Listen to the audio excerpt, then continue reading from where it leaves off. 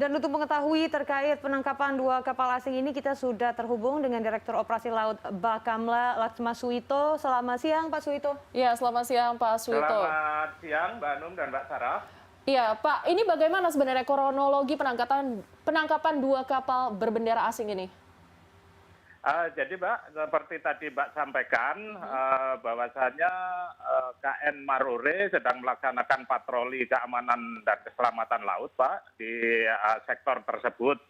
Kemudian mendapatkan kontak yang didekati, ternyata dua kapal sedang tender, yaitu MT Host dan MT Freya.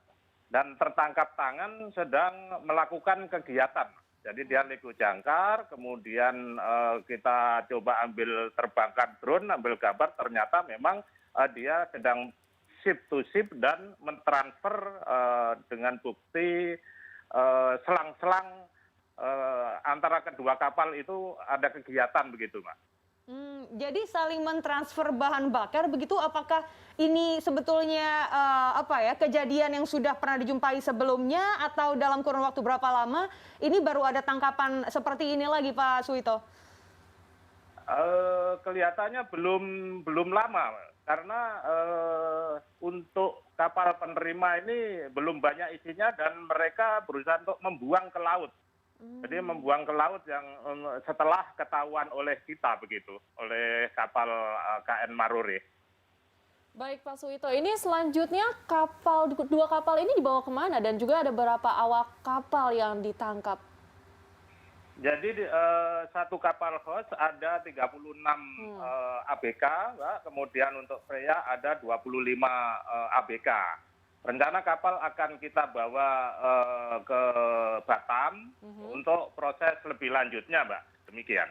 Pak Suito, ini dua kapal ini kapal mana saja, Pak? Berbendera mana? Karena kan juga namanya ditutupin sama kain begitu, tidak terlihat dari luar. Lalu setelah diidentifikasi, apakah memang sesuai dengan bendera yang ada di kapalnya atau seperti apa? Ya, jadi memang saat tertangkap tangan mereka tidak mengibarkan bendera, Mbak.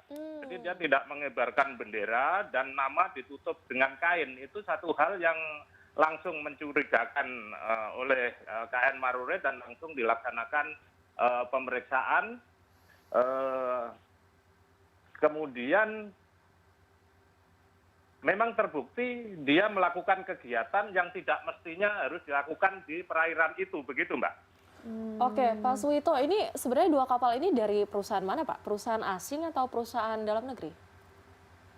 Dari dokumen yang ini kita tidak mendapatkan dokumen dalam negeri, Mbak. Jadi mereka di dalam dokumen itu memang satu hostnya adalah bendera kapal Iran, kemudian yang satu bendera Panama, begitu, Pak. Tapi kalau pada hari biasa begitu, Pak, apakah di perairan ini ada perjalanan kapal-kapal asing yang memang dilakukan di sana begitu, yang memang legally-nya biasa dilakukan di perairan tersebut?